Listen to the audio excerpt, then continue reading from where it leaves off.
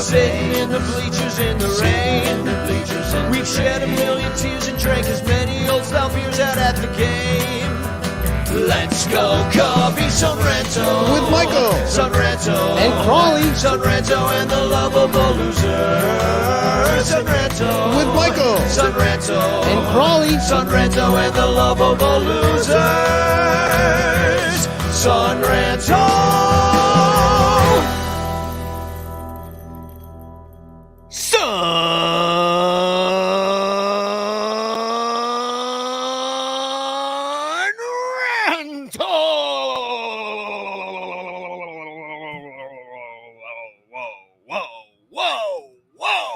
Welcome to the Son Ranto Show. My name is Danny Rocket. I am a Cubs fan. I am here with my friend Crawley. He is also a Cubs fan. And thanks for coming by tonight. Michael Cotton is not here. He is in Spain. So, and he's going to come back. He's like, what happened? The Cubs were good when I left, and I come back and you lose all week. You go 2-4 on the road trip, and he'll be upset. But before we get started, we do something on this show once a month.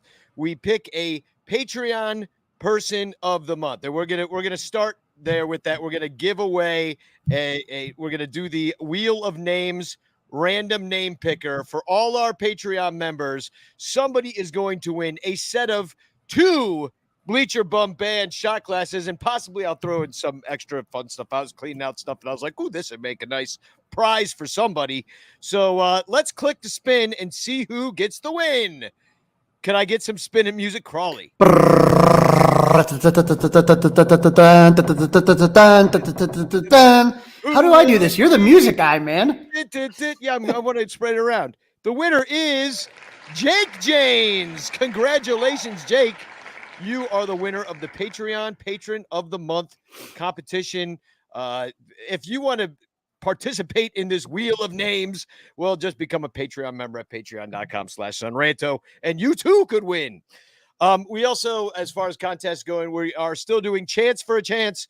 So if you comment #chance with a capital C in the comments, you could win a postcard sent to you by me of Frank Chance. But let's talk more about the Cubs, because that's what we came here for. Crawley, we lose 2 or 3 to the Braves. Doesn't go real well over there, No. except for us. Smiley. Drew Smiley got a ring. Chris Martin got a ring. We went 5 for them. Wilson got to see his brother. That was nice for them. Yeah, a little family reunion. That was fine. But we take a look at it, and this is what we were scared of prior to the Pirates series, where the Cubs dropped 3 of 4. We said, now you got to go play with the big boys, and it was definitely a step up in class. Seeing what the Braves did and seeing what's going on in Milwaukee. I don't even want to think about what the show would have been like if it wasn't for the Stroh show today, watching Marcus Stroman on his birthday dealing straight up. So, that kind of saved the weekend a little bit from what was an otherwise disheartening fucking situation, to quote Lee Elia, because we just did have Lee Elia Day. Yeah, Lee Elia Day was Friday, in fact. I reshared the Lee Elia Familia is what I call it. It was all the Cub fans. You're included in it. I should play that at the end of the show today, just because I didn't do it before. So I'll upload that and put that out at the end of the show. But yeah, I mean, just briefly to touch on the Brave series, we got a Stroh start in there. He didn't pitch bad. Like, talk about the Stroh show we saw today. He didn't pitch badly in that first game in Atlanta. He didn't maybe last as long. He didn't get any run support. He gave up a sack fly in the second. That was the game when Michael Hermosillo had a really rough game. Ball got past him in the outfield. He had the tooth land on the base paths. We're still seeing a lot of that, and we saw that was kind of amplified to me in that Brave series. That you're just not going to win a lot of games. At the end of that game, though, they were hitting Stroh real hard. All around the ballpark, a lot of hard outs. And then, just kind of like laid over. He only scored 1 run. And then game 2, that was the Mark Leiter Jr. start. And he didn't pitch badly for a guy that we hate to watch pitch. Well, one thing to mention about the Stroh start in game one is that was his first quality start as a Cub. And so the one thing we keep talking about is you got to start getting some length out of these starters because you're starting to wear down your bullpen. You can't have starters going 3 innings. It's just not going to fly. So, even though he was getting hit hard at the end, he was kind of at the end of his day. He still came up with that quality start, but you're not going to win a lot of games scoring 1 runs or having 3 hits. Just not going to happen. Little Yumper says, all this past week did was show that the Cubs were not set up to compete. I mean, we maybe got a little ahead of ourselves by beating the Brewers 2-3, because that was really the only series we won, and we just had a lot of unbridled optimism for no reason after that. But yeah, I mean, and Leiter wasn't bad in that game, the Charlie Morton game. That's the one the Cubs won with the big Patrick Wisdom blast at the end, although they had already scored the go-ahead run at that point. You get into the clown ball at the end of the game with the 10th inning. And then Wick came in to shut that one down. And then the last game they were anemic. Game 3, that was the one when, Willie and his brother exchanged the scorecards. And I will say that made me feel real good inside. But you're facing Kyle Wright, and that's the front end pitcher that we don't have. 98 high cheese. We don't got that guy. And and the Cubs they weren't catching up with it. Smiley got tagged for a couple home runs, as he's tended to do lately. And but you're talking about a 2-1 game going into the 8th. I mean, you're right there. You're right there. And you just couldn't pull it out. So I mean, but let's get into the Brewer series, which is, I think, a lot more fresh in our minds. And boy, the first 2 games, I really don't want to talk about that much because it was absolutely fucking horrible. So why don't you just tell us the good news and how much fun you had up at Miller Park? Did you hump Bernie the Brewer in the head? No, well, when you looked at game 1, that was the one that the Cubs lost 11-1. And if you remember, when I came back from Arizona, I said, Kyle Hendricks has me worried. Now, here's the thing. Kyle Hendricks is a notoriously slow starter. But, man, I mean, it's just over the last year, it's been bad. He, gave 3 hits, 1 run for the Cubs. So offensively, it wasn't going to really matter much. But the Brewers hit 6 homers. 5 different players hit home runs. Peterson, McCutchen, Yelich, Renfroe, and Adames. And Yelich wasn't doing shit until he faced the Cubs. And it was just bad. You know what I mean? Hendricks gave up 6 runs, and that's something that's got to be concerning. And at that point, if you were watching, Ross was letting Hendricks wear it. There was nothing you could do at that point. You had to get something out of him, even though he was getting knocked around like a piñata. So they made him wear it. And so it was a really tough game. And so for game 2, I went up to Milwaukee and what is now called AmFam Park, which kind of makes you laugh a little bit here. But we had a little bit of AmFam action going on here. And you can see that they have that crazy name going on right there. I feel like it doesn't it look like it. Like, let me describe this to the podcast listeners. So you have the American Family Field logo, which looks like a house, but then on top of it, they have what's supposed to be the top of Miller Park, but it looks like a giant spider is attacking the house to me. I mean, doesn't it? It's like this giant, you don't see the 3 of the legs, but you see 5 of them. This giant spider from outer space is coming down and attacking your house, which is pretty much what happened to the Cubs this weekend. It felt like. Right. It was absolutely, it was so bad. And so when I get to the game, this is one that always made me laugh. It's just the Brewers are ridiculous. Preferred parking. So any game against any team Monday through Friday is $25. On Saturday and Sunday or versus the Cubs, you have to pay $40. Yeah, paying the bills. Well, I saw that Chuggo, they bought your picture from you. I saw that they tweeted out how much they pay you for that, Crawley. I'm still waiting for the check. I don't know. Here it is. They put it out. Bless those helping keep the electricity on in Wrigley North tonight. What clever people. I wonder where they got that idea. Maybe it was from Crawley the hour before when you tweeted at Dom Frederick. But, just a little public service announcement, because, I'm not going to give too much shit to Chuggo, but just like all you got to do is do the little camera icon, tag Crawley. I still disagree with it. I still don't think you should do it. Go take your own damn picture. You know what I mean? That's right. How I feel about it. But if you're going to do it, you got to give credit, so Retweet the original tweet is just a million times easier than doing the little thing, I mean, but that's fine. But yeah, give credit where credit's due. But, the fun thing is that when you go into Miller Park, you have a lot of these crazy like statues and stuff like that. So this is in the sausage races. This for the podcast. We got who's that hot dog behind you? You got chorizo to your left. Yeah, a little hot dog and a little chorizo. So that's classic. And in case I know everyone was really wondering the importance of it, but it was the Polish sausage that won. So Polish wins the race, and it was a good time. It was the first time that my dad had some pretty decent seats. I could see really good over there. And it's the first time my dad's been to a game since 2019. So kind of little family outing, had some fun. And the good thing about where I was, the 200 section on the right field side, is I was in this craft beer section, and it was all local brews, and it was phenomenal. And the guy I'd be like, well, how's that one? Oh, here's a sample. And I was just sitting there chugging with them. The game got out of hand. Good so needless to say, the Cubs are losing by 10. Just go drink samples at the draft place.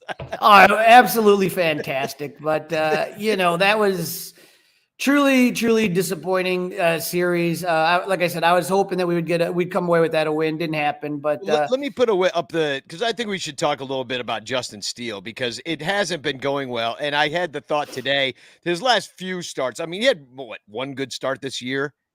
I think that's it. Like one that you could be like, hey, that was good. It was his first one. And he only goes 3 innings in this game that you saw, 7 hits, 4 runs, 2 of them earned though, because the Cubs are kicking it around too much. Strikes out 4, only walks the 1. But I mean, you can't be going out there for only 3 innings. And I know he had a really rough first inning, and it was because of the errors that he got through like 37 pitches or something like that in the first inning. Then it was pretty much downhill from there. But like, does Steele need to, I mean, we don't have anybody else, but like, does this guy need more seasoning in the minor leagues? I mean, we don't have anybody. I mean, he's going to have to wear it. If you've been watching, Alex Mills had a setback with his quad, and so he's farther out. But no, I mean, this is what you got. And when you have these young pitchers, these are the growing pains that come along with it. And if you want to do something, help out your goddamn pitcher. I mean, I was there, and that was a ball that was hit right to Patrick Wisdom that he threw away. And then Hermosillo made another error in the outfield. So now he should have walked away with less than 20 pitches, and maybe, I don't even know if he should have had a run scored against him. And that inning went on, and then there was a double play where everybody ran off the field. I went to go get a beer.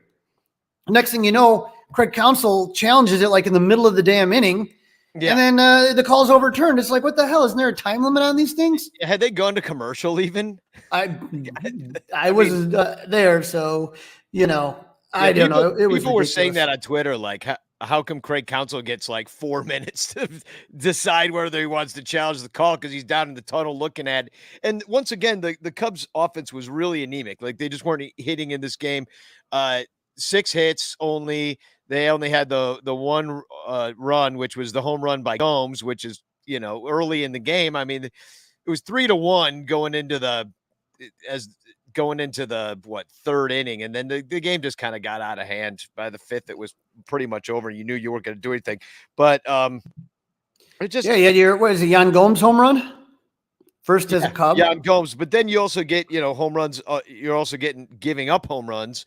The Brewers were just knocking them out of the park. That was right all over the place. Rowdy Tellez. Rowdy Tellez is this year's Kirk Neuenhuis. Rucker and St. John did not look good at the garbage time at the end, as they were forced to wear this 2 innings each, and they gave up 5 runs total. It wasn't Rucker was looking good, and then all of a sudden recently he's had a couple where he gets the 2 outs and then he can't get out of the inning. Well, here's his line. He struck out the side twice. He's got 2 innings and 6 strikeouts, but he gave up 2 runs, one of them being a home run. He walked 2. So obviously his stuff plays to some of the guys because they're swinging and missing or taking it first strike. And for everybody else, it's like, they're hitting him out of the park or walking. So, Locke St. John, he got sent back to AAA now? Yeah, he's going back to AAA. So we're at the time of the season. Right. We're at the time now where the roster got cut because we're now in May. And so they had 28-man rosters. Now it has to go down to 26. And so Locke St. John is taking the shuttle back to Iowa, and Ethan Roberts was put in on the IL. And we were looking at that game that Ethan Roberts gave up some runs in the Atlanta series, and his velocity had dropped a lot. And so there was definitely some concern, and they had it checked, and he's going to be out for a little bit. Don't know how long. Yeah. Did they say what it is with Ethan Roberts? Oh, it's shoulder injury of some type, is what they said. Great. Just fabulous.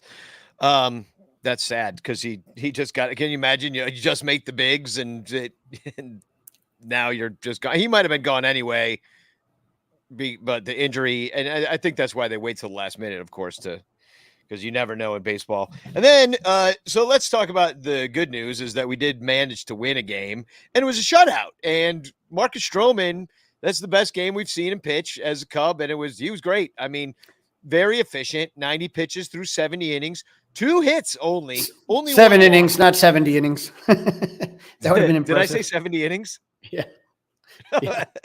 Sorry, it's been a long day. 7 innings pitched, 2 hits, 1 walk, 5 strikeouts, and then Wick gave up a hit and a walk and got a strikeout.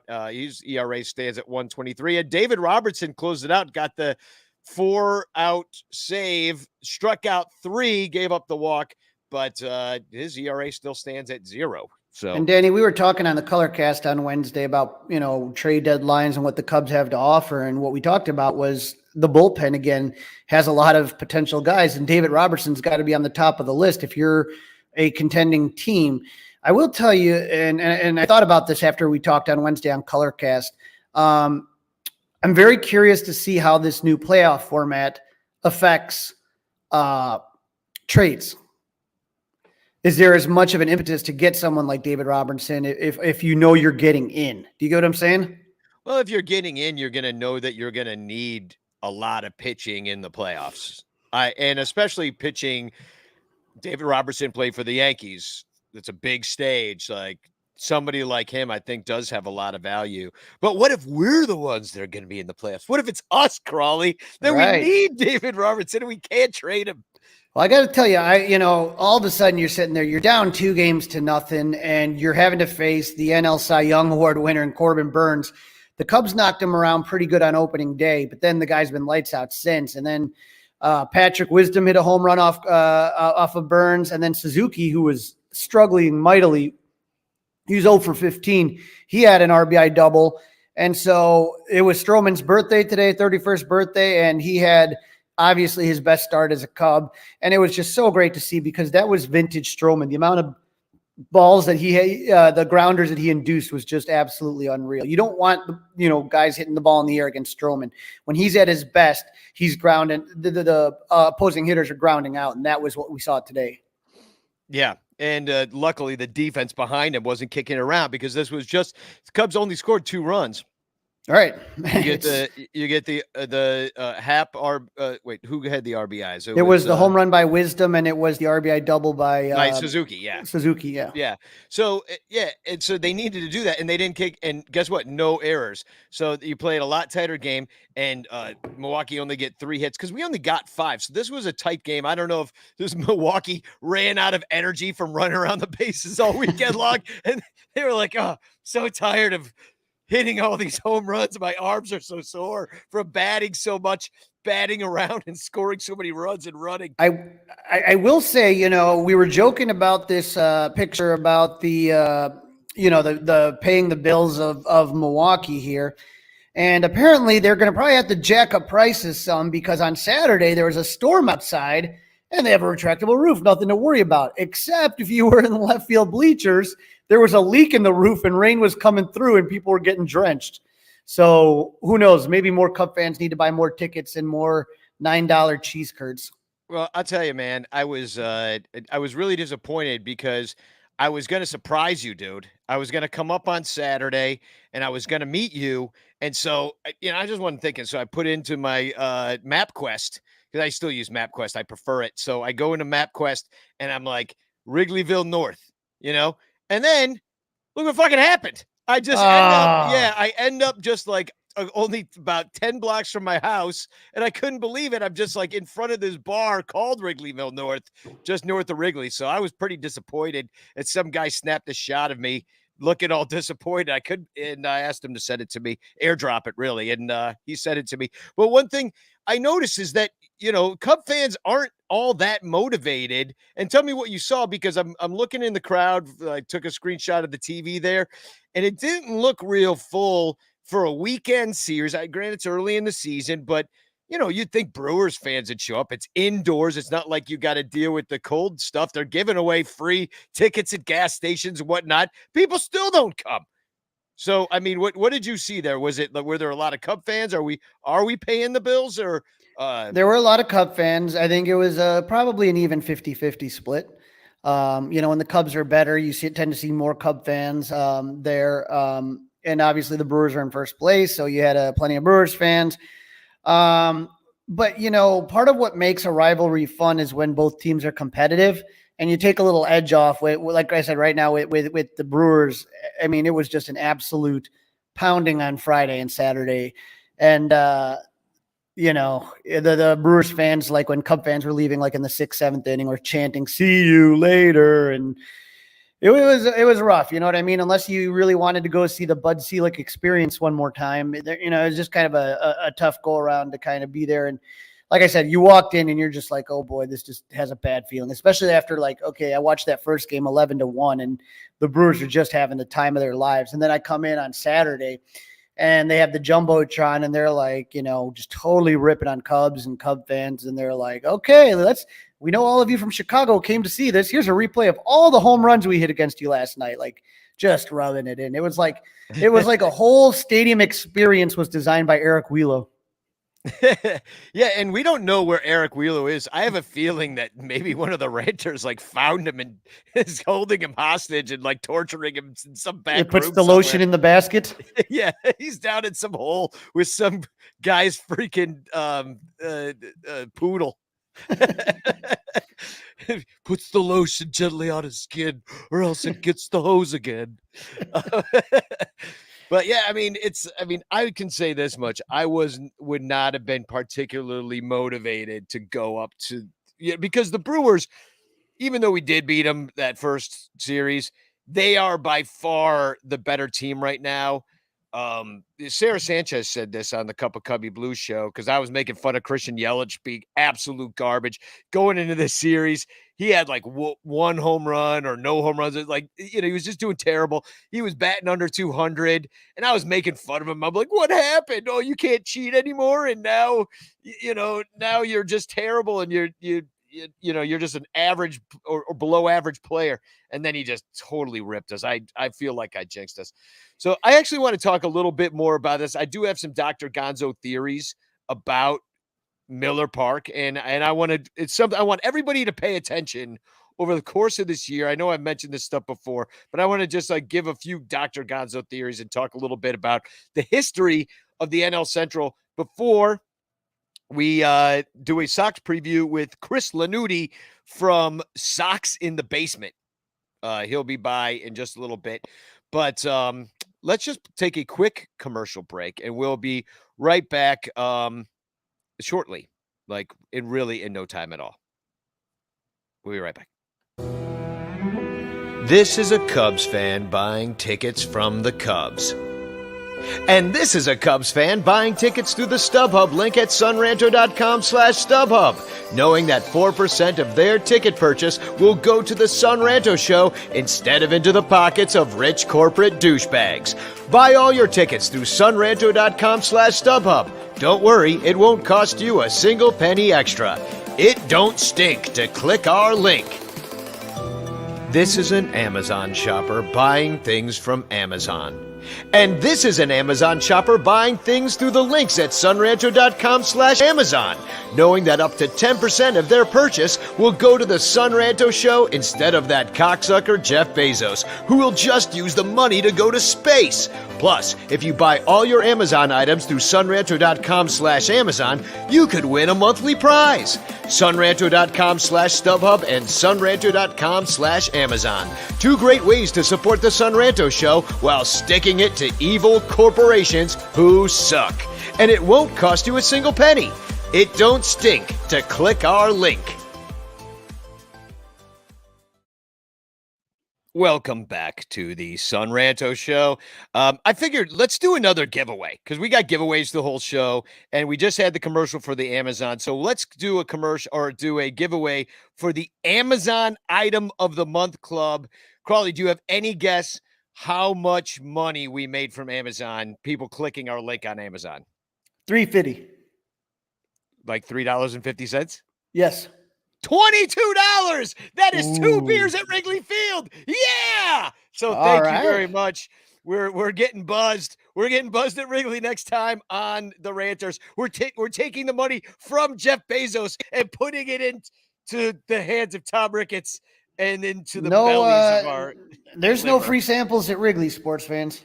No, there are not. That's one reason to go up there. So here are the Amazon items of the month, and there were 25 of them. So what I do is I'm going to put them in a random number picker wheel, all 25 items here, and look at up and down these items some people bought. And how this works is I don't see who bought what. It won't tell me. It just tells me the item that got bought.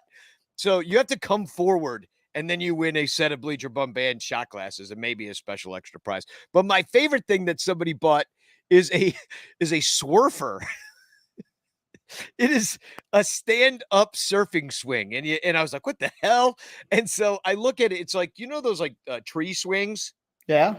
It's like that, but you like can kind of stand on it and All right. surf on it. It's for kids. So somebody bought a kid a Swerfer, and that's the one I hope wins. But let's do the competition here. I'm going to share the screen because it's more fun when we all get to do it together, I think. All right. Let's see. We got 25 items. How do I start it? Oh, I spin the wheel just like this. Let's see. 1 through 25. We got sound effects.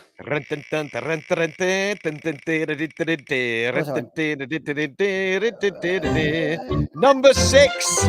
Number 6 is the winner. Winner number 6. Winner, chicken dinner. What do we got? I'm going to put it up in 1 second. Number 6 was the person who bought the Swerfer. Yes! Yes! Yes! Oh, man, I'm so happy. Somebody knows they bought that, so it should be easy. You should get your shot glasses. I got a pair, and they get good use down here. Good. And yeah, no, they're nice. They're nice shot glasses. They say Bleacher Bum Band, so there's no mistaking where you got it from. Yeah.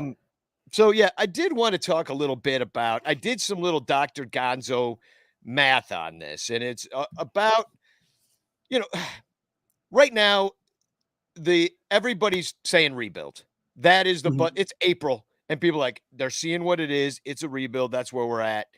And some Cub fans like you are maybe more accepting of it. Like, listen, we got these studs down in single A. I'm going to be patient. I'm going to have fun at Wrigley Fields. You understand what you're looking at. Right. Other people are like, this is unacceptable. This is 2 rebuilds. They said, we're never going to have to do this again. And biblical losses in the pandemic changed everything. So I wanted to take a look and see, really, overall in the NL Central, since Tom Ricketts bought the club, who's the best team over the 11, 12 years that he's owned the team. Now, I did it all the way back from 2009. Now, I don't know if you saw me tweet this last night. Did you? No. Okay. So if you were to guess who has the most wins in the NL Central since the Ricketts owned the team? The Brewers have got to be up there, and the Cardinals. Those are the 2 teams that you would look at. Probably, I would venture to say Cardinals had some lean years in there, but I'll say Cardinals anyway. Cardinals number 1. Yeah, you're right. You're right. And I did it, and I included 09 because that's the year the Ricketts actually won the bid. So they really announced after that season, but it was pointed out to me on Twitter. Thank you very much. But here's what we got. The Cardinals with 1,121 wins. That's number 1. The Brewers are second with 1,043. So that is, over the course of over a decade, that's over 100. Wait, what is that? 80-ish wins or something like that. All right. 80 wins. And then the Cubs and Brewers are pretty evenly matched within 30 wins of each other over the course of that year. Then it drops down to the Reds at 970 and the Pirates, of course, at 943 with really only a couple winning seasons in there. And did you see I did the math wrong at first on the Pirates? I was like, oh my God, the Pirates beat us by 5 games. I'm like, I got to look at that again. That can't be right. But I mean, where are you in your disappointment with being the third? I mean, we're the big market. I mean, if you look at it in that macro view, even though we're the only one that have won the World Series, right? Out of that whole bunch. But World Series, 3 NLCS appearances. The thing was you just had right when they bought it. I mean, that's when the team went down not on their fault. If you remember, the Tribune spent oodles of money to try to inflate the value of the team. They didn't care. They wrote checks for anybody right around that 2007, 2008, 2009 period, right when they were selling the team. And so what ends up happening is that now you had all these bad contracts. You had nothing in the farm system. So 2010 to 2014 was just awful time where you just didn't have a lot of wins. So I don't know what those numbers would look like if you went 2015 to 2022, when the rebuild starts to take shape, obviously those numbers are going to look different. Yeah. I mean, I guess, the question really is, do you take the World Series? Obviously that was like a special thing because of the 108-year thing and no one in it multiple lifetimes had not seen the Cubs win a World Series. But, I just look at that and I think about Tom Ricketts demanding another rebuild where it looked like for some of these games this weekend that, hey, we might lose 100 games. We might only win 60 games this year, 65 games. Like if things, especially if they trade your David Robertsons, like how does the end of, does that 2-0 lead hold today? Like, I don't know. Again, though, I mean, like, I get what you're saying, but is there really that much of a difference between, like anyone that is not a playoff team, especially with this, what the hell, what does it matter if you're, if you win 80 games versus 60 games? Do you get what I'm saying? It really doesn't matter that much.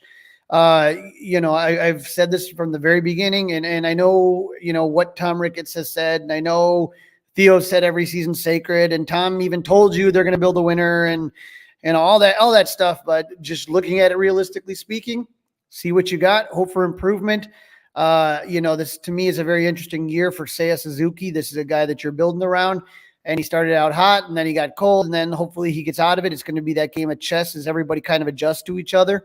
I definitely want to see, hopefully, Nick Madrigal had an absolutely awful game on Saturday and I'm hoping that turns around. It's like I said, I do have a lot of confidence in the farm system they're building. I do have a lot of confidence that the player development is better than it was the last time around and we'll kind of see what happens.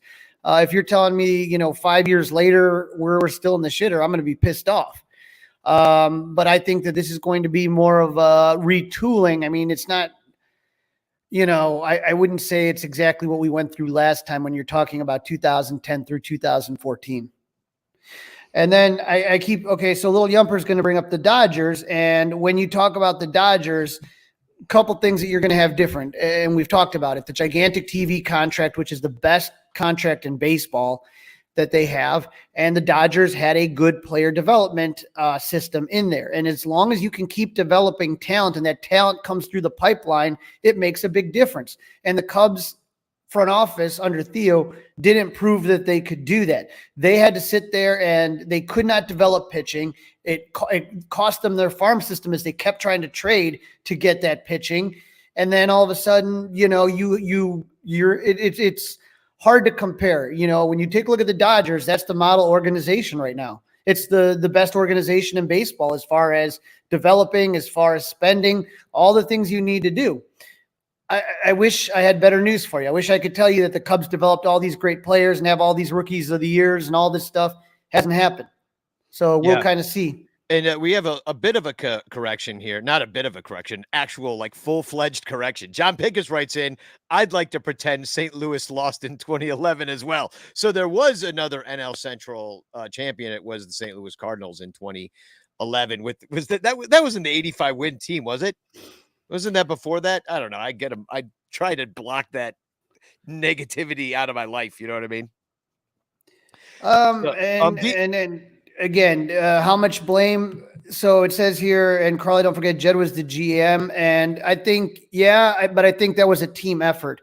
And I told you where my thoughts on this. I think Jason McLeod was kind of the one that was more in charge of developing the talent, and I think that's where there was a lot of problems in the talent development. So, who knows? Maybe Jed's a wash. I can't say that yet. But all I'm doing is taking a look at the moves that he made.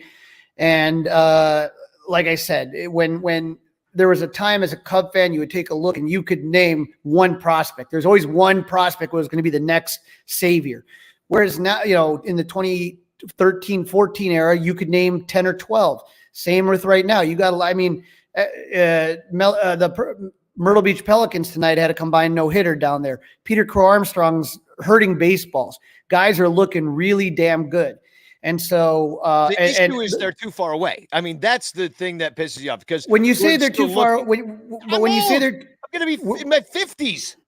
When you say they're too far away, that was a different era of baseball. You're seeing players being called up younger and younger, and even that service time manipulation is. I think it's not going to be something that really is going to be in effect.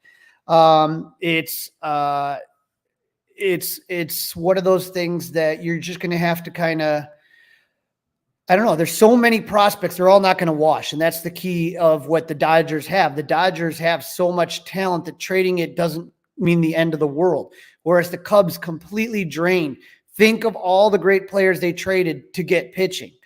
It's a lot. And, everyone, look at the South Side. We're about to talk to Chris Sox in the basement, but look at what Dylan Cease is doing this year. Well, you gave up Cease and you gave up Eloy because you didn't have pitching. And so you got Jose Quintana. And again, who knows how at the end, but you have that. You gave up Gleyber Torres to get Chapman. You gave up a lot of guys to get because you couldn't develop. And that's a problem. That is the key thing right here is that, and as we talk about with Chris, I mean, the White Sox are notorious for developing great pitching. You do that, it changes the game. The Brewers we just saw, they're not any murderer's row, but when you got guys and they're not paying any of their pitchers anything, and those guys were studs. Those, I mean, you look at the whole entire rotation. That's a deep, strong rotation. You don't need to have murderer's row if you have good pitching and good defense behind you. Yeah. So, and we're hoping, I guess the guy the closest to it for us, who we might actually see within the next couple of years, before I'm 50 years old, is Caleb Killian, who was mowing him down at that futures game or whatever it was down in the Arizona Fall League, and just had like an amazing showing down there. And was that the Bryant trade, I believe? Killian? Right. Yes. Yeah, that was on the Bryant trade. And so maybe some of the guys are closer, but it's just, I'm just, the reason I bring it up is because we are third in the division and now we're years away. And I'm just wondering if they have any interest. Like I saw in the chat, Jack said like, oh, they thread tread water until May 11th. We can turn this thing around. We don't play another winning team. We played the Pirates and we lost to them. So like 3 or 4 to the Pirates, and no, it's. I mean, you can keep. It's cool, man. Like what I always tell people is don't piss on me and tell me it's raining. I can tell you, sure, they could tread water and somehow go on a miraculous run. Take a look at it again. These top teams, and you can't tell me that you're in the same league as them. You're not. So just be honest about it. It makes life easier. My saying is just don't piss on me. Like I just leave it at that. Don't tell me That's anything. That's a good one. Do not piss on me ever. One other thing, David Elliott said we gave up the future for rentals. That's what you got to do sometimes. And when we talked to Chris, I think the White Sox made a huge error in not adding starting pitching. You're sitting here right now and you have a window. And we've learned as Cub fans, that window can close really quick. Ask Indian fans or Guardian fans what they're, how quick that window closes. That's what you do. When you're right at the edge there, you go all in. You don't play it safe. And so did it work out? No, I wish we would have had 2-3 World Series. But who's gotten, like I said, Houston, you might argue. Okay. Dodgers, and then who else? been Nobody there. Well, really. they didn't Well, win, the but- Dodgers got one in a 2020 fake ass season. Yeah. It doesn't. It's really that count. hard, guys. It's that hard. And if anybody should know how hard it is to win a goddamn World Series, it should be Cub fans. Yeah. This isn't just a wave your wand and all of a sudden it starts raining World Series. That's not what happens. You're not being realistic if that's what you thought was going to happen. Raining World Series. Right. Let's go dance around the World Series Right. tree. Right. It just doesn't happen. So we'll see. We'll see what happens. Well, I know that our next guest, Chris, will be he thinks his team, or at least he thought at the beginning of the year that they had a good chance of getting to the World Series. We'll see about how he feels about it now, because the Cubs are actually have a superior record, even though the sky is falling here in Chicago. So we're going to take a quick commercial break, and when we come back, we'll be with Chris Lanuti from Sox in the Basement. So we'll be right back. If you're like most Americans, you buy shit. Lots of shit. Sometimes you buy shit for other people. Sometimes you buy shit for yourself. And sometimes you buy shit you have to buy just to stay alive. So why not buy shit through the Sunranto affiliate? Links at sunranto.com/shopping. We've got tons of shit you can buy. Go to sunranto.com, click on the shopping link, then click our ads and buy shit. We've got Amazon. They've got tons of shit. But you can also buy MLB shit, NBA shit, NFL shit, Fans Ed shit, Southwest Airlines shit, Fanatic shit, Reebok shit, Wine of the Month shit, Beer of the Month shit, Bear Mattress shit, Stubhub shit, Lid shit, Sports Memorabilia shit, Volcanica coffee shit, Vibrator shit, Condom shit, Bag shit, NHL shit, and Audible membership shit. There's a whole lot of shit that can help the Sunranto Show stay on the air so we can keep talking shit. So buy shit today through sunranto.com/shopping. Thanks. Cubs Jesus thinks you're the shit. Welcome back to the Sunranto Show, and welcome to a first-time guest on the Sunranto Show, Chris Lanuti. I hope I'm saying that right. You are. You are saying it perfectly. From Sox in the Basement, and welcome to the Sunranto Show. First, tell us a little bit about Sox in the Basement, what you guys are all about, and just introduce yourself, Chris. Sure. First off, that's a great commercial, and I the entire time I giggled at it and thought to myself, which one of our advertisers would love a commercial just like that? I was like, I don't know who would go for it, but that one's hysterical. I love it. Sox in the Basement started back in 2018 in the middle of the rebuild. You guys know what rebuilds are like. You got your payoff. We have not gotten ours yet. A couple of buddies sitting down at a bar that I built myself here in my basement on the south side, and we just kind of started it. Really, to be honest with you, I was getting into podcasting a lot, and I knew some shows that I was going to start. I now do it professionally, and I used to be a radio guy, and I had these ideas for some shows to kind of generate some income and kind of move from doing it as a hobby and becoming like professional at it. And I did the Sox one because I just needed something to remind myself how to launch a podcast. And now my buddy's like, oh, we'll just do a Sox show. I'm like, yeah, we'll do a Sox show. It'll last like 6 months. Nobody will listen to it. You know, this thing's not going to make any money. Nobody will care about this stupid show with the two of us. Who cares what our opinions are? And it's been going strong now for the last 4 years. It's the flagship of our entire network. We have so many awesome fans that check us out. And we've now moved into the realm where every once in a while we can even pluck some of the players, which is funny because the White Sox don't work very well with independent podcasts because of their deals with their corporate podcast. And yet we had Liam Hendricks on this offseason, and Jake Berger stopped by this offseason. We're able to get all the beat reporters to stop by, and we've kind of gotten a niche for ourselves. And really I get to do like the most fun thing I can think of. I'm sure you guys do your thing for the same reason. I get to talk about my favorite team for, a couple hours a week, and it's fun. Very cool, man. Well, tell me about your favorite team. They're killing. Yeah, it's a rough start to the season, I'd say. And just you're watching every day. What do you attribute that to? There's a lot of factors. Like injuries are a factor. A poor offseason plan. The idea that after we traded Nick Madrigal to your team, along with Cody Hoyer to get back Craig Kimbrell, which on paper at the time, the way that Kimbrell was pitching, it was like, okay, we're going for it. But the problem is the White Sox didn't have a very good plan as to what was going to happen at the keystone position after they dealt Madrigal. And the idea was, well, we'll just go out and there'll be plenty of second basemen on the market. But did they go and spend on those big name second basemen? They didn't really. And then they were hamstrung by a $16 million Kimbrel option that they could have just not picked up. But they had this bright idea in an offseason that was already going to be a disaster because of the lockout that was looming, to pick up the option because teams would just give us something really good for a $16 million Craig Kimbrel contract. Now, it worked out in the end when they got A.J. Pollock. I thought that was a great move.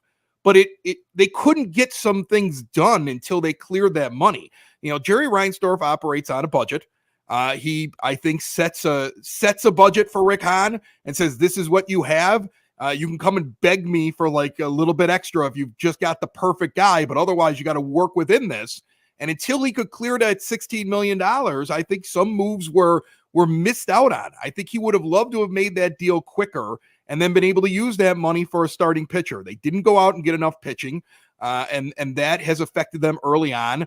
I'm one of those guys that's hoping that we can get a little bit out of Johnny Cueto when he gets here in about a week or so, and we get good Johnny Cueto before his surgery instead of what Johnny Cueto has been. I want to say last year, I don't think it was very impressive. So they're trying to squeeze a little bit out here, but they're always that team that should get like one more move in there that would solidify things. You guys are talking about the window is so important. And the Sox, like I think most Sox fans felt like they had one more move there that they needed to make. It was clear to everybody. It was probably starting pitching, and they didn't go do it. But then the other thing is, and I'm sorry for the long-winded answer, but the thing that drives me nuts is I don't think Tony La Russa puts his team in a positive spot to win games. All right. I think about that so often because we went through the rebuild, and as they did it, they put Joe Madden, and it was absolutely the right person at the right time that pressed all the right buttons. And I think about how long Rick Hahn had to sit behind Kenny Williams and his boneheadedness. And then they finally lock Kenny Williams in a closet, and they let Rick Hahn build this great team. And then all he has to do is put the cherry on the sundae, and in comes old man Reinsdorf, who wants to bring old man La Russa to have an old man party. I thought that, I don't know if the Sox are going to win a World Series, but if they don't, that's going to be the one that just sticks in your craw. Well, yeah, I mean, A.J. Hinch, I think everybody kind of knew. It was like the unspoken truth that he was going to be the next manager of the White Sox. And Rick Hahn got the decision taken away from him. And last year, look, I've had this conversation on the show. I've had this conversation with fans when we're out at events, and I always come to the same conclusion. Over 162 games last year, I can't say that La Russa did a bad job. He had a ton of major injuries to major key players, and he won a division. I can point to game 2 of that series and him making decisions in game that lost the second game against the Astros, but they may not have won that first series with or without Tony La Russa. I don't know. There's no way I can pin anything on it. But when your team goes on the run they went on, where they went 0-8 on a road trip, and now they can't seem to string 2 wins together over the last week here. They're 2-8 in their last 10 games. And you're doing things like taking a career backup, a replacement level player in Larry Garcia, and you're insisting on batting him third, not once during that stretch, but multiple times. We got to get Larry going. The guy's like a 690 career OPS and a 250 hitter, and we're more concerned about getting Larry going. Now, Chris, to be honest, Tony did bat him second after that. That's where you put your replacement level bench player in the 2-hole. Carlos Correa, I believe, was batting opposite in that game. What a stark contrast in talent right there. Well, he needed the ABs to get going. You know, you got to get him as many. I'm surprised he didn't lead him off. You know, why not at that point? Let's talk about kind of like some of these matchups, because you said you can't string 2 wins together. Well, I got some good news for you, Chris. You're playing the Cubs for 2. But first, you got a game, I guess, tomorrow. Was that because of a rainout? I don't remember exactly what this is, or if this is one of those MLB, because of the lockout, squeezing things in and trying to rearrange the schedule. I know that this is one of those games where my dad sent me a text maybe 3 hours ago, and he's like, "Hey, we have a day game tomorrow on our schedule." And I'm like, "Really?" He's like, "You're the only person that works for themselves that can go with me," because he's retired. He's like, "So I guess we're going to see day baseball on a Monday." Nice. And it's weird. We're going to see day baseball on a Monday. But yeah, look, I think that tomorrow's game, you're going up against a hot pitcher in Sandoval, but he has had a game here early on where he struggled We'll see what the White Sox do. I'm excited, to be honest with you, about the 2 games with the Cubs because the Sox habitually do well against lefties. It looks like we're getting Smiley, and Hendricks, I think, his ERA is in the 5s right now. Maybe we get better. Maybe we pick it up, but I would feel super confident if they were playing like the team that I thought they were out of the gate. I'm very nervous we're going to be 7 or 8 games behind the Twins by the weekend, and then we're in real trouble. Well, you got your 2 best pitchers coming up, arguably, when you talk about stuff wise.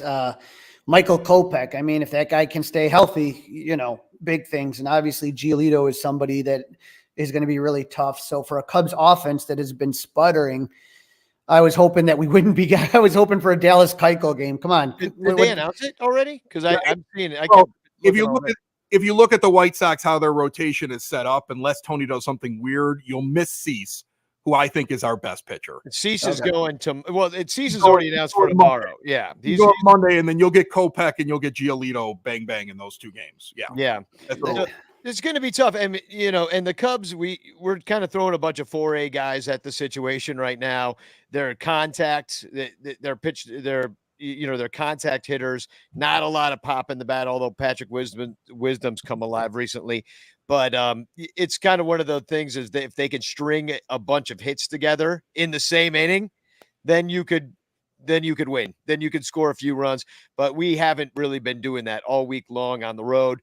I don't know if home cooking is going to help, but I will tell you that it is going to likely be a washout on Tuesday because I looked up the weather here, 98% chance of rain, 48 degrees. There's your home cooking for you. May 3rd, not above 50 degrees, and Wednesday's no better. We might see another, I don't know if they would do a doubleheader. Do you have a game on Thursday? No, you don't. You don't. I wasn't preparing myself for questions after the Cubs series, so I didn't even. Yeah, Cubs. Well, it doesn't matter. Look, it's 53 and 76% chance of rain. It's good. It's just going to rain, and I don't know when these games are actually going to get played. So maybe we don't see any of these guys. Looks like Wednesday's okay. We might try to play 2 games on Wednesday. Is all I'm trying to say. It's a possibility. Smiley and I guess Kopech is first. Yes. Yeah.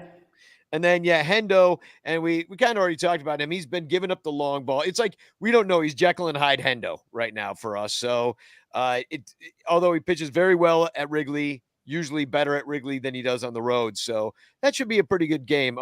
Both of them are at 6:40 starts. And I'm imagining that we might get – I mean, there's actually tickets available because people are looking at that weather forecast and saying, hell no, there's no way I'm going to sit out there in the cold. So, I mean, if you're willing to do it, and we're all Chicagoans, so I think, are you going to any of these games, Chris? No, I avoid Sox Cub games like the plague because it's amateur hour and you get all the tough guys that want to start fights over their team. I mean, look, I was just going to ask you if you wanted to fight me in the bleachers. No, look, my brother-in-law is a huge Cub fan and he's very knowledgeable. And while I may make the typical Sox jokes about Cub fans, I was happy for him when he won in 2016, and he went to Game 2 with that Podsednik walk-off. We had tickets to all the games, and my sister talked us all into letting him go see a World Series game because, as she said in 2005, he may never see one as a Cubs fan back then. That's what she told him. So he got to go see, and he always says, he's like, the greatest playoff game I've ever seen in my life is still a White Sox game because I watched Konerko hit a grand slam to take the lead in the 8th and Podsednik to walk it off. I mean, like, that's insane to me. But I don't like the crosstown games because everybody starts fighting. The idiots come out, and I've gone to a bunch of them. I've gone to some historic ones. I was at the Southside for the AJ Pierzynski fight. Yeah. So I was there for that one. And then that same year I was there, and Dempster just had it on marquee on the mound. He was talking to AJ Pierzynski. Cubs were beating them, and Pierzynski, this was right after that brawl, ends up hitting a home run in the 9th inning, and all the bleacher fans start dumping garbage on the field. It was out of control. So I've been to, I remember there was one, I think it was Carlos Lee absolutely came back. The Cubs, David Wells started for you guys, and he had a hurt back. I don't think he made it out of the 1st inning, and the Cubs were beating the shit out of him. And then it was one of those Cubs score 8 runs in the 1st and nothing, and the Sox crept back. And I can't remember if it was Ordonez, Magli Ordonez, or Carlos Lee that came back, and I know Lee had a big home run against you guys in the game. I know. Yeah, it must have been Carlos Lee. He was a big hero in one of the crosstown games. There's always like somebody unlikely. I also feel like, just like I'm sure you guys do, some of this trading back and forth between our teams lately opens us up to be like, we get gloaty and then something bad happens and we feel stupid for gloating. Like Jason Benetti doing the thanks Cub thing every time Eloy Jimenez hits a home run. And then Eloy Jimenez is like injured every year. It feels stupid, right? I mean, like, I still think it was a great trade for us. I mean, Dylan Cease is a superstar pitcher, and Eloy's got a long career ahead of him. But now we're the ones that went out and got Craig Kimbrell off of you, and he showed up over to the South Side, and it turns out he can't pitch unless it's the ninth inning or whatever that narrative was. And we look like we got taken. I think in the long run, even though he didn't start off the season very well for you, Nick Madrigal is going to be one of these guys you're going to love because he just finds a way to get hits. Once he gets going, man, that guy just puts the ball in the plate. And especially with the dead baseballs this year, that's going to pay off. And if it continues that way, the way that he plays is different. And you need to have that guy who's not just launch angle and all that other stuff, who just gets on base and does things. Yeah, totally. I mean, that's what we were kind of sold when we talked about Nick. And then, but the thing that bothered Cub fans about the situation is like, we have a bunch of dudes that kind of profile that way. And what we really needed was a bopper. We're like, oh, good. Now we just got another Nico Horner. Hooray. We got the same guy over and over again. And, when you have too much of something, then maybe you can make a deal and move guys along, whether it be Nico or whoever it be. But no, I mean, I know a lot of Sox fans, but he has think very highly of Nick Madrigal, but we haven't seen it yet. No, so, you guys. No. Unfortunately, there's this weird thing where like free agents for the Cubs always start off bad. And nobody's been able to explain it. And I've talked to our friend, I know Joe Kilgallen was on earlier. Like why it happens, I don't get it. But it does happen. And again, it's hard because you sit there in April and you're looking at the standings. You were talking about the Twins, and it's like how you can't fall that far behind that early. It's just not a good place to put yourself. So I'm hoping Magical can start doing something, but it's like I just keep looking at my watch and saying, "Come on, guys, you can't wait this long." Yeah. Are you guys? I'm curious if you don't mind me asking. Like as Cub fans, like when you look at your team right now, do you feel like you're just basically back in the middle of that rebuild thing where you don't expect the postseason this year, and it's more important that certain players develop or that certain guys are going to be there in 2 years? We're in limbo. I mean, honestly, we don't know the direction of this current team right now. We kind of have maybe some ideas, but they told us it's not a rebuild, or they called it a retool. But you're a tool if you believe that, because it's like there's no way this team, maybe if they're lucky, they contend next year. And unfortunately, we feel like it, but the first rebuild took 5 years. That's the difference. This one will be less time, I think, and maybe in 2024, you could start picking them. Yeah, but nobody says rebuild anymore. Ben Cherington's telling Pirates fans it's just a retool as well. I mean, if you believe it, you're an idiot. I mean, no, honestly, like that's you can. It's a bill of sale, and if you pay for it, if you're out there, buying the premium tickets and making sure you're in. There is no virtual waiting room anymore for Cubs fans. Like there are tickets galore. Nobody cares. Cub fans are a lot smarter than I think they used to be. And also we won the World Series. So we're just kind of like that kind of elephant is not in the room anymore. So I think that this is kind of divided Cub fans into two camps. There's the ones that understand who feel that this is clearly not a postseason team, and that, we do have a lot of good talent in the farm system. And there's other people that say, F the farm system, I don't care. We should always be contending every year. And those are kind of like the two camps that it kind of divides into. I don't think there's probably a couple people that think this team is going to go all the way. But again, I used to laugh because that was Ron Santo at Cubs convention. Well, if things go our way, I really think this team could. No, Ronnie, no, that's not happening, buddy. So it's that same kind of mentality. I don't. Like I said, I just looked at the pitching staff of the Brewers. I took a look at the hitters they got down in Atlanta. I mean, God almighty, that Dodgers lineup looks absolutely just ridiculous. And I even think that for the White Sox, and I don't know, maybe we'll have a couple White Sox fans tune in to kind of hear what you have to say. But if I was a White Sox fan, I would say you picked the good year to get off to a bad start because you've added the more postseason teams. So you can kind of stumble out of the gate a little bit, and you don't have to worry that the Twins are going to run away with it because there's going to be other playoff spots that are not just one wild card spot. Well, that and the fact that I don't think the Central is very scary. If the Sox were sitting in the AL East or even the West, I'd be far more concerned. I don't think the Twins on a 9-1 run right now, in which some of that is just getting fat off of us right now. I think we're leading the majors in errors or close to it. Like the Cubs plan this, it should be like 16-inch softball for the Cubs. Like when you're playing against a team that's got those guys in the outfield that just get everything. Like stop trying to hit it really deep and just put it on the ground because they're going to drop 7 of them over at second. Like that's kind of how the Cubs should play these games against the White Sox. Oh man, we're playing the same way, Chris. We're playing the same way. How many errors are going to be in this 2-game set? I do got to ask you. You brought up the defense. What do you think is happening with Tim Anderson, and why is he looking so bad in the field? Look, I've seen a lot of people with a lot of theories. I mean, there's some stuff that popped up in his personal life at the end of last year. That's why, you probably stay away from girls on Instagram. But my thing that I think is causing Tim Anderson to struggle is that I've noticed watching him as a fan and covering this team now doing this show is that he's the kind of guy that when the going gets tough, he puts it on him. Like he's going to drag them all out on his own. Like he's the guy who always has that quote, like, you're riding with us. And, I don't care if if you don't believe in this team, then just get off the wagon. And like, he's going to go show everybody. And I think when you do that sometimes, especially when you're trying to get out of some struggles, you almost increase your struggles. And I think that's what he's done here. Tim Anderson is a hell of a ball player. He won a batting championship in the last couple of years. He sometimes defies like the reason in terms of like how he bats. Like he loves to swing at the first pitch. It's amazing to me that anybody throws anything in the strike zone to him on the first pitch, and yet he still gets away. I think he's got 3-4 home runs this year on the first pitch of the game. And it's like, who throws strikes to this guy? He loves to swing at the first pitch. He does all these things where, like, instead of working the count or, some of the ways that he plays defense where it almost kind of defies logic, but it works for him. But I also think that when he puts a lot of pressure on himself, anytime you and I could do it, put pressure on yourself. Sometimes you create mistakes. I think that's what Tim did defensively.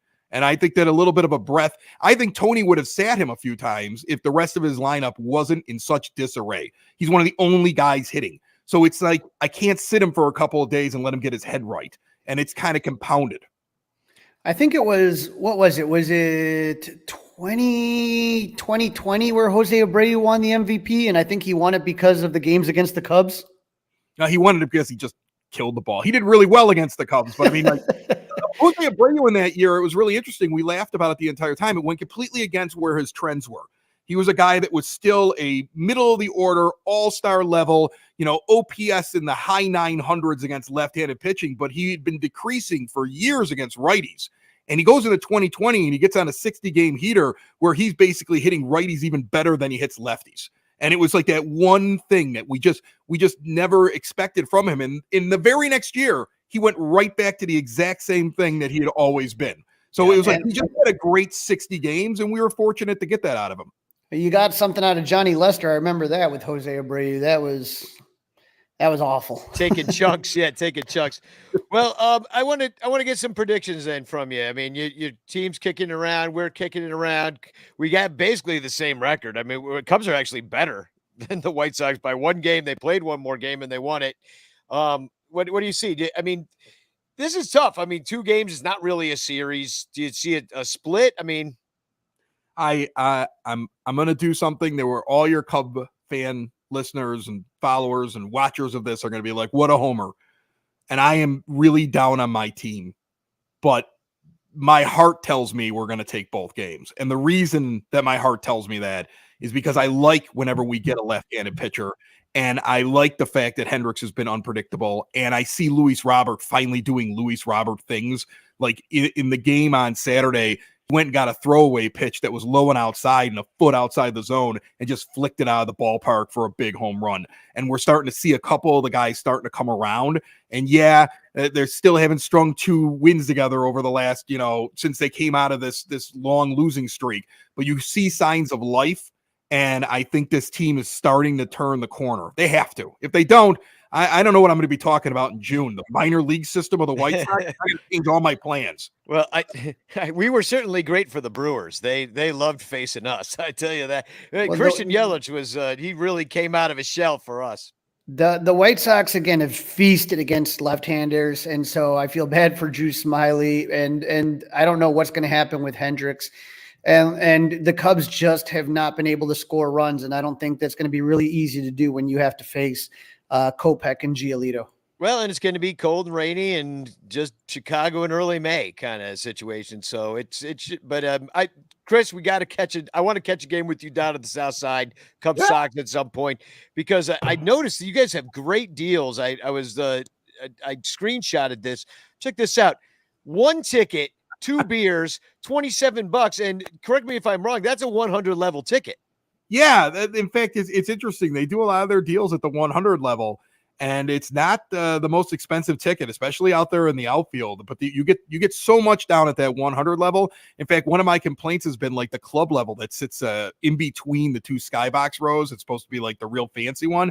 The food isn't as good at that level the last 2 years as the 100 level. It's really a great ticket in the outfield at that ballpark, and those packages are really nice. The only problem I have is that every time they put out like new things, like this year it's the pretzel brat. It's a brat baked into a pretzel. I've been to 3 games. I've yet to see the pretzel brat. They're always out of the pretzel. Pretzel brat is a lie. Okay, yeah, you got to get. I don't know though. That sounds mighty delicious. That's it. But Eddie and Stone eat it. I don't see anybody else with one in the ballpark. I'm starting to believe it's not real. Well, hopefully they'll have it by the end of May, which is when the Cubs play on 28th. It's Labor Day weekend. It's the day of the Stroman weekend. Memorial Day. Or Memorial Day. Sorry. Yeah, it's the 28th, 29th.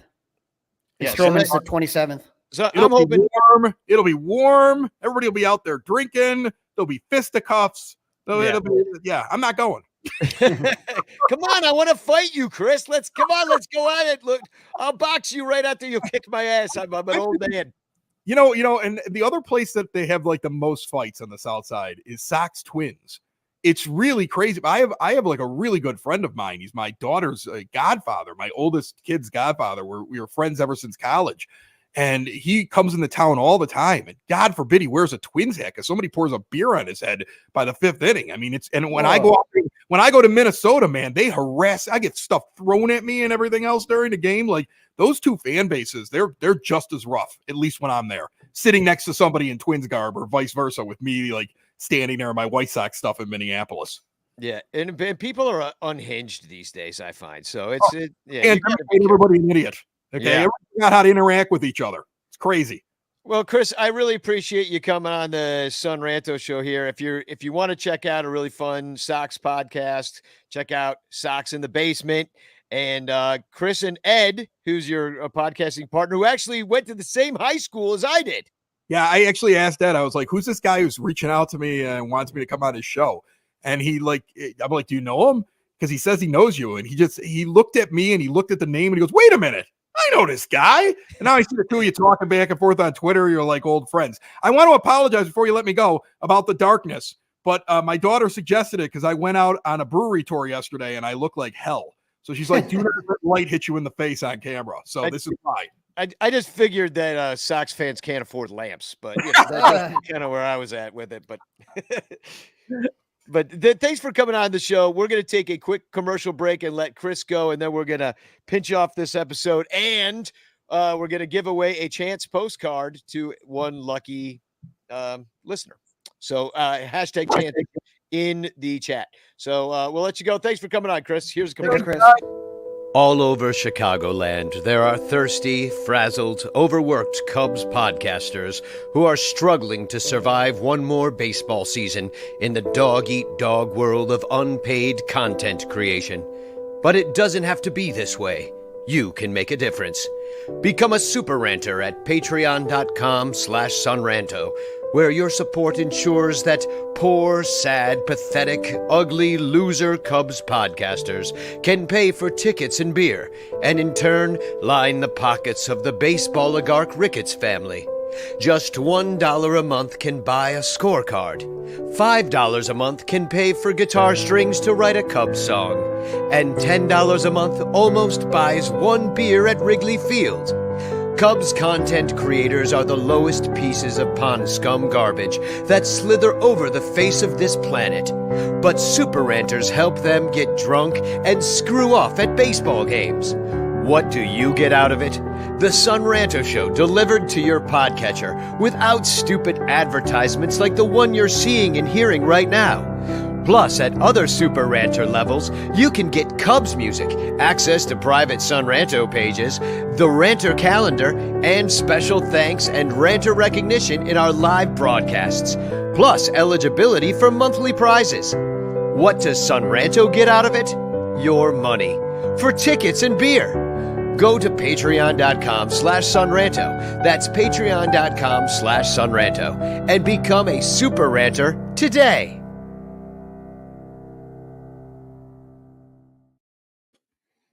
I like what John Pickett says here in the chat. He says, Rocket, don't get blocked by Chris like Sox Machine. He was nice. If you don't know the story, I was blocked because of Joe Kilgallen, who you brought up just a second ago, telling a bad Sox joke that Josh for Sox. I don't want to get into it, but I will say that I am blocked by took a little personally. And that fucker ended up stealing my weather report idea. So like, you get your funny sign tweet stolen by Chuggo. I'm getting ripped off by Sox Machine Josh. Well, guess what? I got a new Sox Machine Josh. So, and he's nicer than you. All right. He is.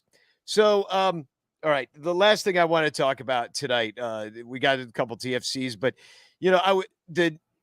if everybody remembers, and I'll play it at the end of the show, this with the song "No Fighting in the Bleachers," is that there was this fight and it turned like racist at the end of the fight, and I was the guy that videotaped it. So anyway, the guy, he said something racist, and I got it on camera, and then it went viral. And so this guy got kicked off of ROTC. He ended up, I don't know what happened. Well, I'll tell you what happened. I found out because somebody reached out in my Twitter DMs, and it's a friend of this guy, Nikolai. He says, "Hi, Danny. I'm trying to help my good friend clear his name of the misunderstood situation that happened in Wrigley in 2018. You posted a video on 9/24/2018 of the part of that fight that broke out in the stands. Ahmad Damra was one of the people in the fight. He is truly a great person who is currently risking his life to save Ukrainian civilians fleeing the Russian takeover. I am going out of my way to reach out to the authors of the content." He says, creators of the situation, blah, blah, blah. He wants to move on with his life or meet someone without having a misleading bias against him. Please help me and get one of the soldiers fighting our nation, removing the post from the internet. Thanks in advance, Nicholas. Well, here's the thing. There's nothing I can do at this point. It is everywhere. And like, I don't know. And I am curious, and I really don't know the answer. And this is why I bring it up. I don't know the answer to the question. Carly, you say, don't do shit. Fuck this guy. He said racist shit. He got caught on camera. He was fighting in the stands. That's on you, bro. You got to own that up to that, because it just lives out there. And I kind of don't want to remove it because it's kind of like part of like me, and like I'm the guy in the bleachers shooting fights, and so I don't know what to do. And I'm curious in the comments what you think if I should get rid of it. Probably say your piece about it. What do you think I should do? No, I mean, I have no interest in being any part of it, to be honest with you.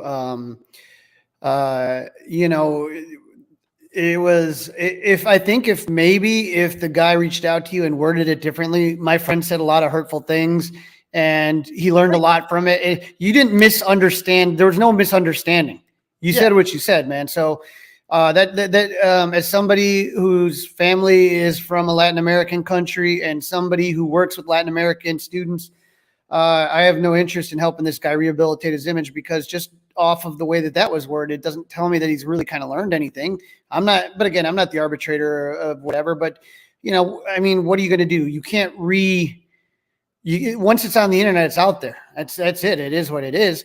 But again, there was no misunderstanding of the situation. I agree. And it's not like he reached out to me. He's like, hey, I'm the guy. I really feel bad. I let my emotions get away. I said things I really regret. I've done this training, whatever it would be. But yeah, you're right. There was no really amends. And we're getting some comments coming in. No, don't get rid of it. He was probably drunk. They were all drunk. I mean, that's really not an excuse. Tim says, take it down, then put it back up again so it can get big again. Well, guess what, Tim? You're lucky because I put it in a music video for No Fighting in the Bleachers. Little Yumper says, well said, Crawley, agree. David says, if that guy reached out to you himself, that would be different. He hired a friend to rehabilitate his issue. It is image. And, you can hire professional people to like get that shit taken down. Like, I don't know how it can be done, but you can professional, name, name to clean your name up, to clean up the mess, a little PR work. So that when they, an employer would look you up, that's not what would come up. I think there's some way you can make that happen. I don't know how, but it's possible. I know some people can do it. So anyway, thank you for the advice, Crawley. I appreciate it. And I will not remove it. In fact, I'm going to play it again at the end of the show. I forgot to put the Ilia Familia up. I'll do that. Do you have any rant? Yeah. Well, do you have any TFCs? I do. Let me see if I can get it up there for you. I love DeCipio. Is that Sean today said, Nick Magical fucking waved at me. And DeCipio said, I wish you were in Iowa. All right, I got one here. Let me see if I can find it. Okay, this one really cracked me up. So Rachel Folden, who is one of the Cubs minor league hitting coaches, she tweets out, they say if you watch baseball long enough, you'll see something you've never seen before. Yesterday, I saw a crane flying off the river with a fish, and it dropped the fish from about 100 feet up and almost hit Brennan Davis while playing right field for the Iowa Cubs. And then shocked face emoji.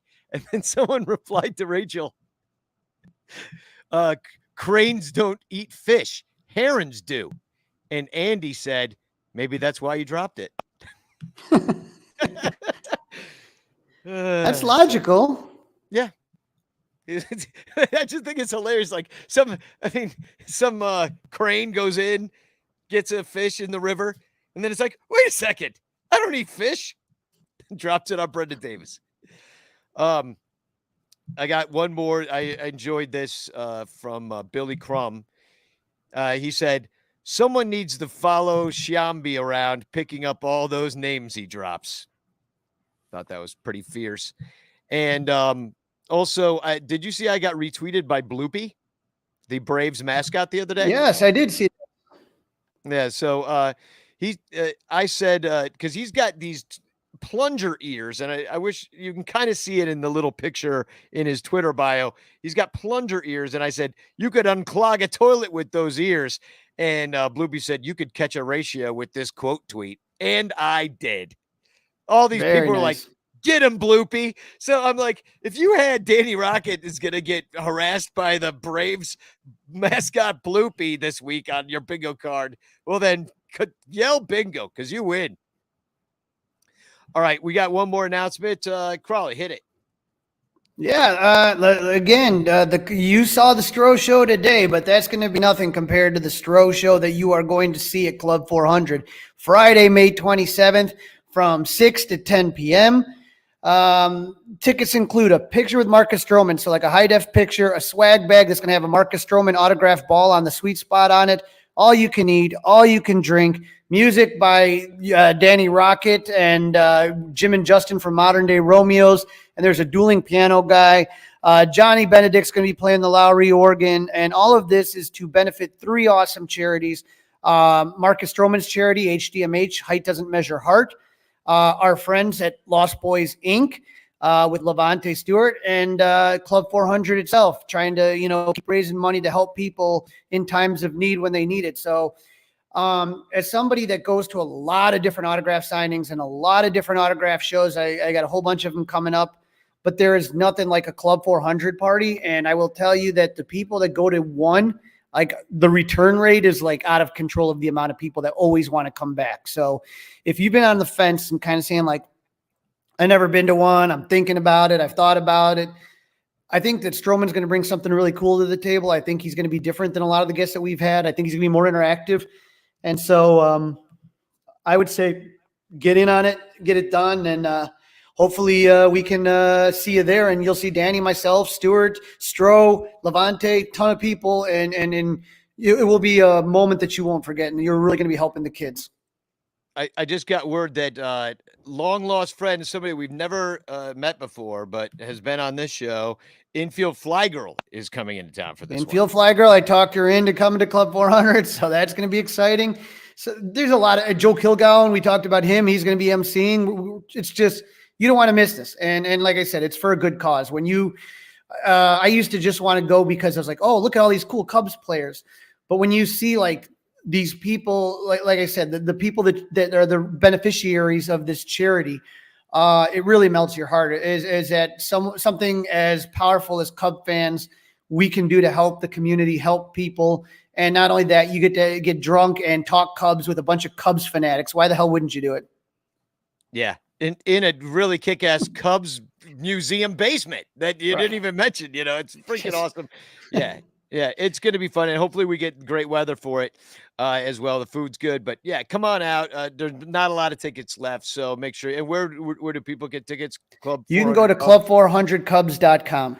Yeah, I'll put it in the chat. But if you're thinking about going, I would hurry up because tickets are moving. Stewart added a couple other, keeps adding things, and I know Ray Burris is going to be there, former Cub. Other people that are just unannounced that always end up coming. So it's awesome. I wouldn't miss out personally. Yeah. Well, you're not gonna, and neither will I. So, well, thanks for watching us and listening to us and everything. So we'll be back at you sometime in the middle of the week. I don't think we've really worked out when that'll be, but it will be at some point after the White Sox series and before. Who the hell do we play next? Oh, the Dodgers. Oh, God. Dodgers.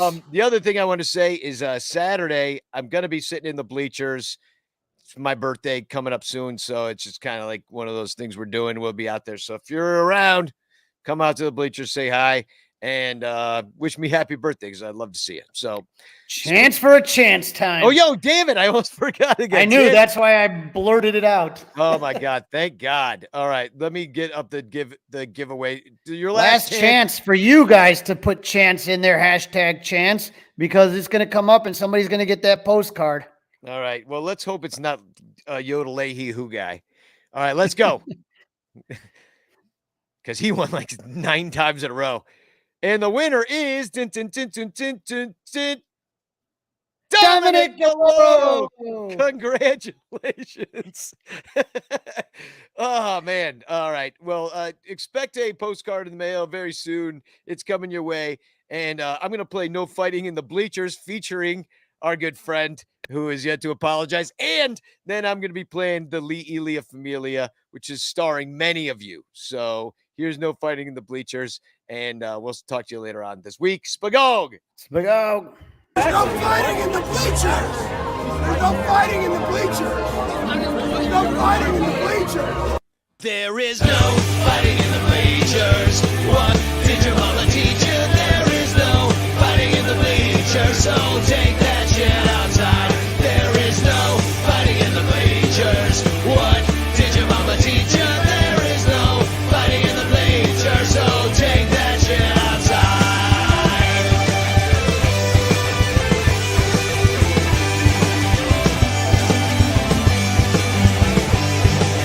You can get a suntan drink until you're drunk and rooting for the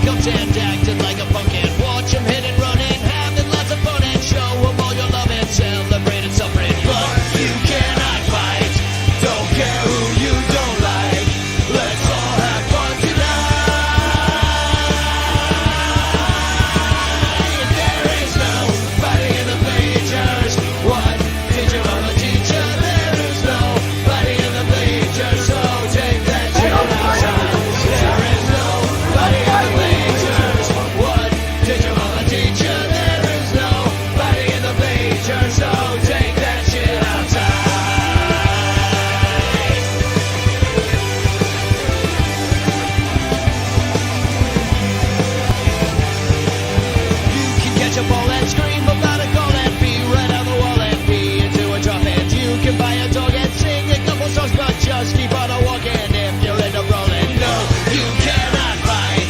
Don't care who you don't like. Let's all have fun tonight. There is no fighting in the bleachers. What did your mama teach you? There is no fighting in the bleachers. So take that shit out. No fighting in the bleachers. What did your mama teach you? There is no fighting in the bleachers. So take that shit out. No fighting in the bleachers. What did your mama teach you? There is no fighting in the bleachers. So take that shit out. No fighting in the bleachers. What did your mama teach you? There is no fighting in the bleachers. So take that shit out. Don't record me. Put your phone away. My Ulysses out there. Oh, yeah. Yeah, buddy. Put your phone away. You're on private property. You don't have permission to videotape anyone. You don't put it away. No, you don't. You put it away or I There's no fighting in the bleachers! There's no fighting in the bleachers! There's no fighting in the bleachers!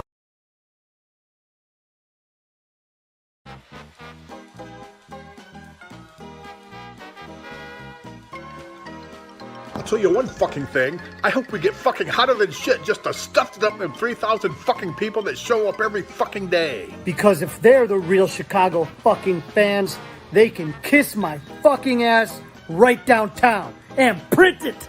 They're really, really behind you around here. My fucking ass. What the fuck am I supposed to do? Go out there and let my fucking players get destroyed every day and be quiet about it? For the fucking nickel and dime people that show up? The motherfuckers don't even work. That's why they're out at the fucking game. They ought to go out and get a fucking job and find out what it's like to go out and earn a fucking living. 85% of the fucking world's working. The other 15 come out here. A fucking playground for the cocksuckers. Rip them motherfuckers. Rip them fucking cocksuckers like the fucking players. Now we got guys busting their fucking ass and the fucking people boo. And that's the Cubs? My fucking ass. They talk about the great fucking support the players get around here. I haven't seen it this fucking year. The name of the game is hit the ball, catch the ball, and get the fucking job done. Right now, we have more losses than we have wins. The fucking changes that have happened in the Cub organization are multifold. All right, they don't show because we're 5-14. And unfortunately, that's the criteria of them dumb 15 motherfucking percent that come out to day baseball. The other 85% are earning a living. It'll take more than a 5-13 or a 5-14 to destroy the makeup of this club. I guarantee you that. There's some fucking pros out there that want to fucking play this game. But you're stuck in a fucking stigma of the fucking Dodgers and the Phillies and the Cardinals and all that cheap shit. And all these motherfucking editorials about say And fuck the Philly-itis and all that shit. It's sickening. Unbelievable. It really is. This is a disheartening fucking situation we're in right now. 5-14 doesn't negate all the work. We got 143 fucking games left. What I'm trying to say is, don't rip them fucking guys out there. Rip me! If you want to rip somebody, rip my fucking ass. But don't rip them fucking guys, because they're giving everything they can give. And once we hit that fucking groove, it'll flow. And it will flow. The talent's there. I don't know how to make it any clearer to you. I'm frustrated. I guarantee you I'm frustrated. It'd be different if I walked in this room at 8:30, saw a bunch of guys that didn't give a shit. They give a shit. And it's a tough National League East. It's a tough National League, period.